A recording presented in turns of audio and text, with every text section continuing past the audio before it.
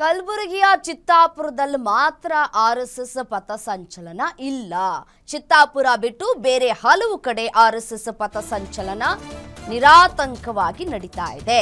ಮಂಡ್ಯ ಜಿಲ್ಲೆಯ ಮದ್ದೂರು, ಪಾಂಡವಪುರದಲ್ಲಿ ಆರ್ಎಸ್ಎಸ್ ಪಥಸಂಚಲನ ನಡೀತಾ ಇದೆ. ಯಾವುದೇ ರೀತಿಯಾದಂತಹ ಸಮಸ್ಯೆಗಳು ತಲೆದೂರಿಲ್ಲ.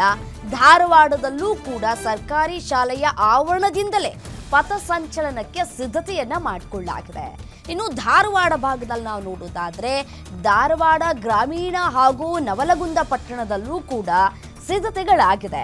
ಪಥಸಂಚಲನಕ್ಕೆ ದಾವಣಗೆರೆಯ ಜಿಲ್ಲೆಯ ಹರಿಹರ ನಗರದಲ್ಲಿಯೂ ಕೂಡ ಸಿದ್ಧತೆ ಆಗಿದೆ. ಮುಖ್ಯ ರಸ್ತೆಗಳಲ್ಲಿ ಆರ್ಎಸ್ಎಸ್ ಪಥಸಂಚಲನ ನಡೀತಾ ಇದೆ. ಇಲ್ಲಿಯವರೆಗೂ ಕೂಡ ಆರ್ಎಸ್ಎಸ್ ಪಥಸಂಚಲನ ನಡೆಯುವಂತಹ ಸಂದರ್ಭದಲ್ಲಿ ಯಾವುದೇ ರೀತಿಯಾದಂತಹ ಅಹಿತಕರ ಘಟನೆಗಳು ನಡೆದಿಲ್ಲ. ಎಲ್ಲವೂ ಕೂಡ ಶಾಂತಿಯುತವಾಗಿ ನಡೆದಿದೆ. ಇವತ್ತು ಕೂಡ ಹಾಗೆಯೇ ಶಾಂತಿಯುತವಾಗಿ ಆರ್ಎಸ್ಎಸ್ ಪಥಸಂಚಲನ ನಡೀತಾ ಇದೆ. ಕೆಲವು ಕಡೆ ಸಿದ್ಧತೆಗಳು ಆಗಿದೆ.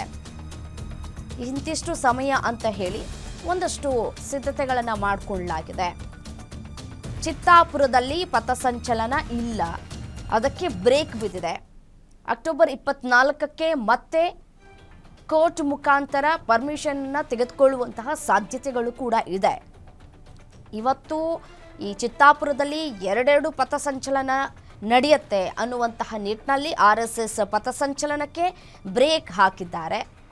ಸೊ ಹಾಗಾಗಿ ಈ ಚಿತ್ತಾಪುರದಲ್ಲಿ ಬಿಟ್ಟು ಬೇರೆ ಎಲ್ಲ ಭಾಗದಲ್ಲಿಯೂ ಕೂಡ ಪಥಸಂಚಲನ ನಡೀತಾ ಇದೆ. ಯಾವ ರೀತಿಯಾಗಿ ನಡೀತಾ ಇದೆ ಅನ್ನುವಂತಹ ದೃಶ್ಯವನ್ನು ಕೂಡ ಗಮನಿಸ್ತಾ ಇದ್ದೀರಿ. ಎಲ್ಲರೂ ಕೂಡ ಎಲ್ಲ ನಾಯಕರು ಕೂಡ ಭಾಗಿಯಾಗಿದ್ದಾರೆ ಈ ಒಂದು ಪಥಸಂಚಲನದಲ್ಲಿ. ದೃಶ್ಯದಲ್ಲಿ ಗಮನಿಸಬಹುದಾಗಿರುವಂಥದ್ದು.